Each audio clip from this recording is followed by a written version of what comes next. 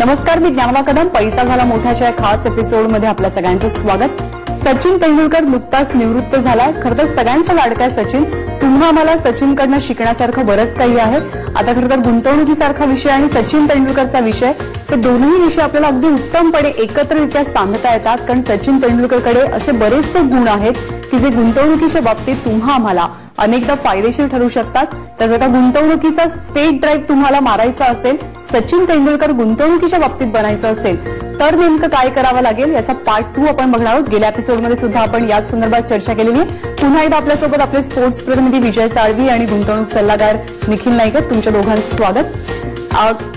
आपण आता गुंतवणूक आणि सचिन तेंडुलकर या दोन वेगवेगळ्या गोष्टींबद्दल बोलतोय. पण सगळ्यात महत्वाची बाब मला सचिनच्या बाबतीत अशी वाटते आणि जी गुंतवणुकीशी आपण खूप व्यवस्थित जोडू शकतो की सचिन म्हणजे अगदी सुरुवातीला म्हणजे अर्ली एजेसमध्ये त्यांनी खेळायला सुरुवात केली. त्याचा त्याला खूप मोठा फायदा झाला कारण रिटायर होताना एक मोठी पुंजी त्याच्याकडे आहे. ज्ञानता, मी इथे सचिन तेंडुलकर म्हणणार नाही. मी इथे थोडासा तुझ्याशी मतभेद असेल. मी तो म्हणेन गुंतवणूकदार. त्याचं नाव अजित रमेश तेंडुलकर.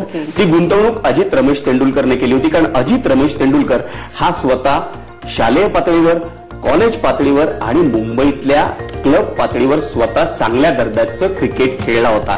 आणि म्हणूनच जेव्हा तो आपल्या साहित्य सहवासमध्ये आपल्या लहान भावाला त्याने खेळताना पाहिलं, तेव्हा त्याच्या लक्षात आलं की अरे, याच्यामध्ये काहीतरी वेगळा स्पार्क आहे, वेगळी ठिणगी मला दिसते. आणि म्हणूनच त्याने ती योग्य वयाच्या त्याच्या 11व्या वर्षी ती गुंतवणूक केली. त्याच्यानंतर त्याचा ताबा घेतला रमाकांत आचरेकरांनी. रमाकांत आचरेकरांनी पहिल्या दिवशी जरी सचिनला नाकारलं असलं तरी दुसऱ्या दिवशी अजितच्या विनंतीवरून त्यांनी सचिनला पुन्हा पाहिलं आणि त्यांच्याही लक्षात ती ठिणगी, तो स्पार्क आला. आणि मग त्यांनी सचिनला केवळ आपल्या मैदानात, आपल्या नेट्समध्ये ट्रेनिंग दिलं नाही, तर मुंबईतली जेवढी ज्ञानदा मैदानं होती तेवढी मैदानं त्याला आपल्या स्कूटरवर बसवून फिरवलं. त्याला प्रत्येक नेटमध्ये, प्रत्येक मॅचमध्ये, मग ती वेगवेगळी मॅच असेल, खेळायला कसं मिळेल, जेणेकरून वेगवेगळे गोलंदाज, वेगवेगळ्या खेळपट्ट्या, वेगवेगळं वातावरण हे त्याला त्या वयाच्या 11व्या, 12व्या, 13व्या वर्षीच मिळालं.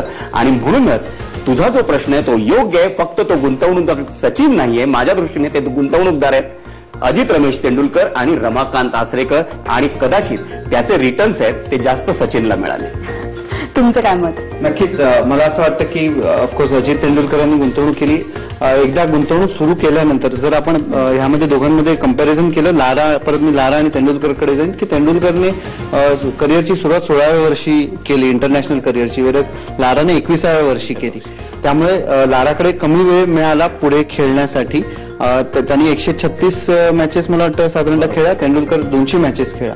सो तुमच्याकडे जर तुम्ही लवकर गुंतवणूक करायला सुरुवात केली तर तुमच्याकडे जास्त वेळ असतो तुमच्या गुंतवणुकीसाठी. जसं तेंडुलकरला जास्त बॉल्स खेळायला, जास्त मॅचेस खेळायला मिळाल्या. आणि वॉरेन बफे, परत मी वॉरेन बफेकडे जाईन की त्यांनी वयाच्या 14व्या वर्षी गुंतवणूक सुरू केली शेअर्समध्ये. आणि त्यांना त्यामध्ये देखील वाटत होतं की त्यांनी थोडंसं लेट सुरुवात केली. सो किती गुंतवणूकदार आपल्याला दिसतात जे सक्सेसफुल आहेत ते त्यांनी ह्या लवकर वेळात सुरू केलं नसतं.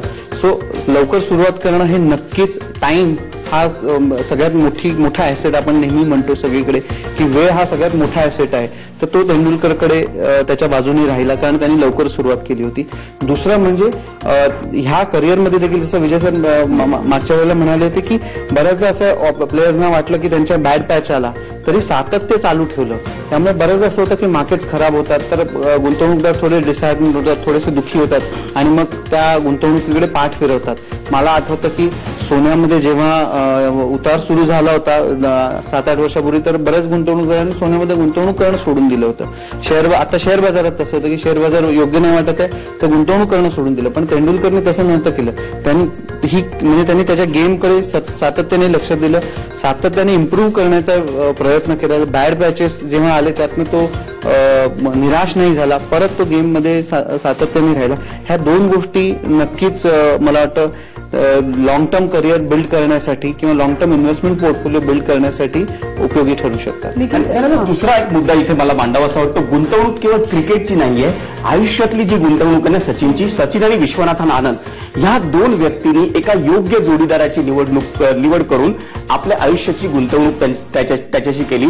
त्या दोघांनाही जे योग्य साथीदार मिळाला ना, त्याच्यामुळे आज ते दोघं त्यांच्या करिअरमध्ये वर्ल्ड चॅम्पियन एक बॅट्समन बनला आणि एक वर्ल्ड चॅम्पियन बुद्धिबळपटू बनला. याचं आपल्याला इकडे महत्त्वपूर्ण लक्षात घेता येईल. कारण त्याच्या व्यतिरिक्त त्यांच्याच समकालीन जर तू कुठल्या अन्य खेळातले तितकेच सेलेबल किंवा सेलिब्रिटी असलेले खेळाडू बघशील तर त्यांच्या आयुष्यात ती गुंतवणूक योग्य झालेली नाहीये. आपण इथे नावं नको घेऊया, पण त्यामुळे त्यांच्या करिअरमध्ये तितका चांगला आयुष्यात रिझल्ट मिळालेला नाही.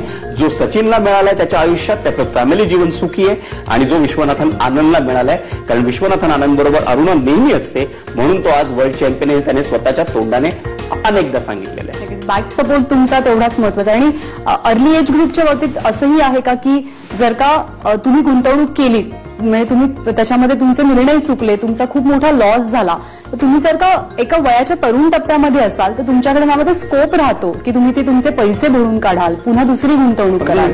जेव्हा आपण वन डे मध्ये देखील बघतो आणि जेव्हा तेंडुलकरनी पुढे पहिल्या क्रमांकाला येऊन फलंदाजी सुरुवात केली तेव्हा तीच थीम होती की तीच आयडिया होती की लवकरात लवकर जास्तीत जास्त रन्स बनवायचे इनिशियल ओव्हर्समध्ये. आणि त्यामुळे काय व्हायचं की पुढे परत तुमच्याकडे स्कोप असायचा, समजा मधल्या ओव्हर्समध्ये देखील परत तुमच्याकडे स्कोप असायचा मोठी धावसंख्या उभारण्यासाठी. त्यामुळे लवकर सुरुवात करण्याने नक्कीच गुंतवणूकदारांना आपल्या मिस्टेक्स सुधारणं किंवा बरेचदा असं होतं की जेव्हा तुम्ही लवकर सुरू करता आणि वयाचं 40व्या वर्षाच्या आसपास तुम्ही पोहोचता फायनान्शियल प्लॅनिंगमध्ये, तेव्हा तुमची रिस्क घेण्याची एबिलिटी थोडीशी कमी होऊन जाते. तुम्ही कमी रिस्क घेऊ शकता साधारणतः 45च्या नंतर. जर तेव्हा तुमच्याकडे एक मोठा पोर्टफोलिओ तुम्ही लवकर सुरुवात करून उभा केलेला असेल तर तुमची रिस्क घेण्याची कॅपॅसिटी परत जास्त होऊन जाते. जसं आज आपण तेंडुलकरच्या बाबतीत जर म्हटलं की 41 वर्षी तो रिटायर नक्की झालाय, पण आज त्याची क्षमता आहे दुसऱ्या करिअरमध्ये एक्सप्लोअर करण्यासाठी, किंवा नाही केलं तरी त्याचा विशेष फरक पडणार नाही. कारण त्यांनी जेव्हा आणि मला एक विजय सरांनी आता जो हा पॉईंट सांगितला खूप अगदी मी मनापासून त्याचं मानतो की मी एका पुढील मॅनेजमेंट गुरूशी भेटलो होतो तर त्यांनी मला सांगितलं होतं की सगळे म्हणतात की इन्व्हेस्टमेंट सगळ्यात उत्तम नॉलेजमध्ये असते. तो म्हणतो नाही, इन्व्हेस्टमेंट सगळ्यात उत्तम ही तुमच्या फॅमिलीमध्ये असते. आणि मोस्ट सक्सेसफुल जे माणसं आहेत त्यांचं घरचं जे फॅमिली लाईफ आहे ते फार चांगलं असतं. ते खूप जास्त वेळ फॅमिली बरोबर क्वालिटी टाइम देखील घालवतात आणि जास्त इम्पॉर्टन्स आपल्या फॅमिलीला देतात. मला म्हणजे आठवतं की आम्ही जेव्हा गुंतवणुकीचं प्लॅनिंग करतो तेव्हा नेहमी इन्सिस्ट करतो की तुम्ही तुमच्या पत्नीबरोबर बसणं आवश्यक आहे, त्यांना माहीत असणं आवश्यक आहे. इनफॅक्ट एका कॅलिफोर्नियाच्या युनिव्हर्सिटीचा स्टडी आहे की स्त्रिया ह्या जास्त योग्यरीत्या गुंतवणुकीचे डिसिजन्स घेऊ शकतात. आणि मला असं वाटतं की बॅक होम तेंडुलकरने देखील बऱ्याच वेळेला जेव्हा गेमच्या व्यतिरिक्त जे डिसिजन्स असतील ते आपल्या पत्नीवरती सोडले असतील आणि तिथे कुठेतरी ह्या दोघांमध्ये म्हणजे विश्वनाथन आनंद म्हणा किंवा तेंडुलकरमध्ये देखील हे साम्य नक्कीच आहे. मी अगदी 100% सरांबरोबर अग्री करतो. तुम्ही आणि तुमच्या जवळच्या व्यक्ती अगदी वेल कनेक्टेड असलात की किती फायदा होतो गुंतवणुकीच्या क्षेत्रात किंवा अन्य कोणत्याही क्षेत्रात, याचं उत्तम उदाहरण आता आपण बघितलंय. आणखी बऱ्याच मुद्द्यांवरती आपल्याला चर्चा करायची, पण एका छोट्याशा ब्रेक नंतर बघत रहा पैसा झाला मोठा.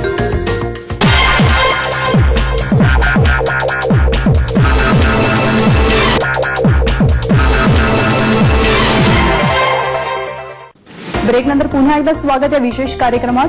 आपण बोलतोय सचिन तेंडुलकर बद्दल, त्याच्या गुणांबद्दल आणि त्याचे गुण गुंतवणुकीमध्ये फायदेशीररित्या कसे वापरता येईल या सगळ्यांबद्दल. निखिल नाईक आणि विजय साळवी आपल्या सोबत आहेत. विजय, तुम्ही मगाशी बोलताना अजित तेंडुलकरांचा उल्लेख केला. माझ्या मते सचिनच्या आयुष्यात म्हणजे कुणाही व्यक्तीच्या आयुष्यात अशी व्यक्ती येणं खूप महत्वाचं आहे, कारण सचिनचं व्यक्तिमत्व हे अजित तेंडुलकरांमुळे अधिकच उमललं आणि अधिकच फुललं.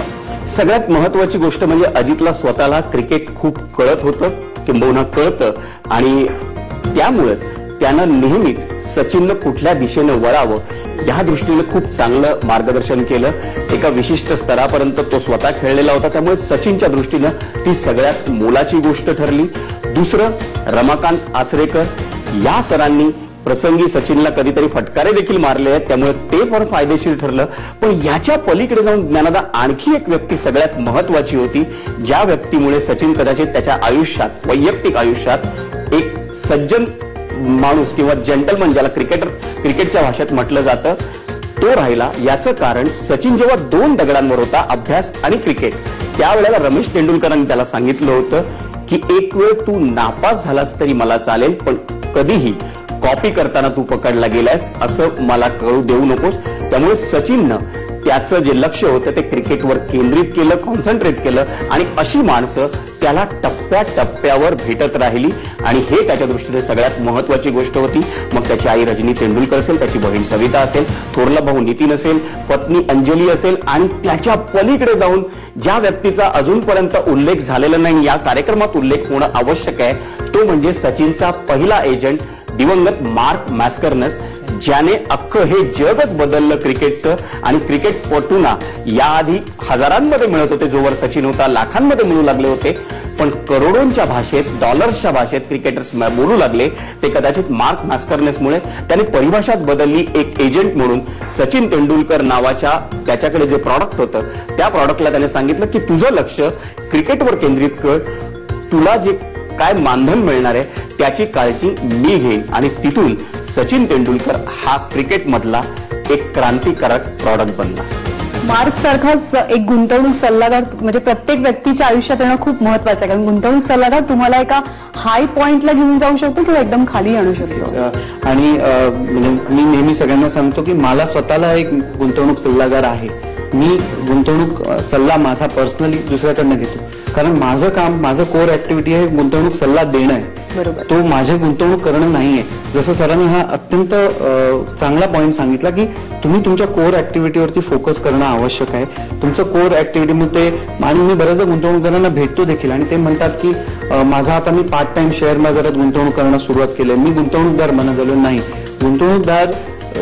गुंतवणुकीचं काम हे तुम्ही एखाद्या जो योग्य अशी व्यक्ती आहे, तुम्हाला जी व्यक्ती योग्य वाटते, ज्या व्यक्तीला तुम्ही विश्वास करू शकता, हे तुम्ही निवडणं गोष्ट वेगळी, पण त्याला त्याकडे सोपवणं आवश्यक आहे. आणि स्वतःच्या कोर ऍक्टिव्हिटीज, तेंडुलकरचं काम होतं क्रिकेट खेळत राहणं आणि त्यांनी त्याच्यावरती फोकस केलं. जर त्यांनी त्याच्या गुंतवणुकीवरती किंवा मिळणाऱ्या पैशावरती कधी लक्ष दिलं असतं तर नक्कीच आपल्याला रिझल्ट वेगळे येताना दिसले असते. त्यामुळे ती क्वालिटी मेंटेन करणं आपल्या कामामध्ये, आपलं काम सातत्याने चांगलं करत राहणं हे आवश्यक आहे. आणि गुंतवणुकीसाठी एखादा आउटसाइडर, बाहेरची व्यक्ती जी आहे ते देखील आवश्यक आहे. आणि जसं कोचचं सरांनी मगाशी म्हटलं की बऱ्याचदा असं होतं, आणि तेंडुलकर एवढा महान खेळाडू असून देखील तो सातत्याने कोचिंग घेत राहिला, लोकांकडनं सल्ला घेत राहिला. कारण काय होतं की जेव्हा स्वतः आपण क्रिकेट खेळत असतो तेव्हा आपल्याला त्यातली चूक दिसत नाही, पण जो बाहेर व्यक्ती उभा असतो त्याला तुम्ही जो फटका चुकीचा मारलाय तो दिसत असतो. सो तसंच गुंतवणुकीच्या बाबतीत होतं की एखादा आउटसाइडर असतो. आणि जसं सरांनी म्हटलं, मी बऱ्याचदा ह्याच्यामध्ये म्हटलं की बिगेस्ट चेंज, आयुष्यातला बिगेस्ट चेंज हा केवळ आउटसाइडरच घेऊन येऊ शकतो तुमच्या आयुष्यात, तुम्ही स्वतः नाही घेऊन येऊ शकत. आणि तिथे आपण जसं आता विजय सरांनी म्हटलं, कुठेतरी मार्क मॅस्करनसनी फार मोठा क्रांतिकारक बदल घडवून आणला. इनफॅक्ट वाटत नाही की मार्क मॅस्करनसची स्वतःची क्रिकेटची बॅकग्राऊंड देखील काही अशी प्रेमी होता, पण स्वतःची खेळाडू नव्हता. तो खेळाडू नसून देखील त्यांनी खेळाडूंच्या आयुष्यामध्ये फार मोठा क्रांतिकारक बदल घडवून आणला. त्यामुळे एक आउटसाइडरच नेहमी तुम्हाला बदल घडवून आणू शकतो. फक्त तो आउटसाइडर कुठला योग्यरित्या निवडणं हे देखील तेवढंच आवश्यक आहे. आणि आय थिंक तेंडुलकर त्या बाबतीत सक्सेसफुल राहिला की वेळोवेळी त्यांनी योग्य व्यक्तींकडनं मार्गदर्शन करत राहिला. आणि असं आपल्याला आपण म्हणता येईल की नाही, तो लकी होता की त्याला योग्य व्यक्ती भेटल्या. नाही, बऱ्याचदा आपल्याला देखील योग्य व्यक्ती भेटतात, पण का आपण त्यांनी दिलेल्या सल्ल्याची किती अंमलबजावणी करतो हे देखील तितकंच इम्पॉर्टंट असतं असं मला वाटतं. निखिल सर, या सगळ्या गुंतवणुकीच्या बाबतीत जे सचिन शेवटच्या भाषणामध्ये एक शब्द वापरला होता की डू नॉट टेक शॉर्टकट, त्यामध्ये हे ब्रह्मवाक्य आहे गुंतवणुकीच्या बाबतीत. अगदी 100%. आणि मला असं वाटतं की एक वाक्य म्हटलं जातं, easy successes make for easy falls. तुम्ही जर इझिली सक्सेसफुल झालात तर तेवढ्याच लवकर फेल्युअर देखील तुम्हाला येऊ शकतं. त्यामुळे शॉर्टकट हा कधीच कुठेही, मग तो खेळामध्ये असो, गुंतवणुकीमध्ये असो, हा लॉंग टर्म राहू शकत नाही.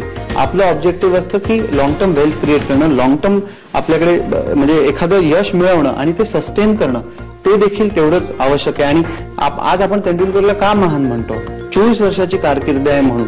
कोणी आपण असे 1 इयर वंडर, 2 वर्षाचे वंडर्स भरपूर आपण देखील बघितलेले आहेत. आपण देखील फॅन झालो असो, पण काय आपल्याला गेल्या 24 वर्षात जी व्यक्ती क्रिकेट खेळत नाही किंवा क्रिकेटमध्ये इंटरेस्ट देखील नाही, त्याला देखील तेंडुलकर हे नाव आज माहीत आहे. त्याचं कारण मला असं वाटतं की सातत्य, शॉर्टकट न घेणं, आणि जसं विजय सरांनी मगाशी म्हटलं की कॉपी करताना पकडला जाऊ नये, हे कुठेतरी त्यांनी ह्या वयाच्या म्हणजे एवढ्या मोठे सक्सेसफुल झाल्यानंतर सुद्धा त्यांनी परत मेन्शन करणं म्हणजे ह्या व्हॅल्यूज किती त्यांनी फॉलो केल्या आहेत हे आपल्याला मला वाटतं दिसतं.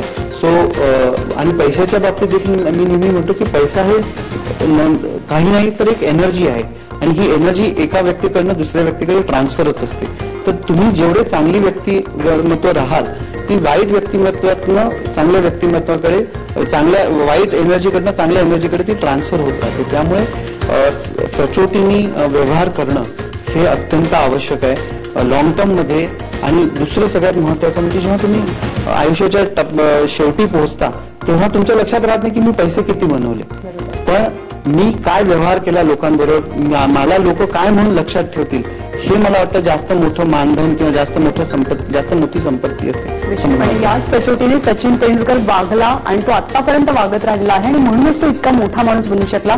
खरं तर ऑल टुगेदर वेगळा विषय होता की सचिन आणि गुंतवणुकीचा, पण तो तुम्ही दोघांनी इतका छान खुलवला त्याबद्दल थँक्यू सो मच. तर पैसा झाला मोठाच्या विशेष कार्यक्रमात आज आपण इथेच थांबतो. ताज्या घडामोडींसाठी बघत रहा एबीपी माझा.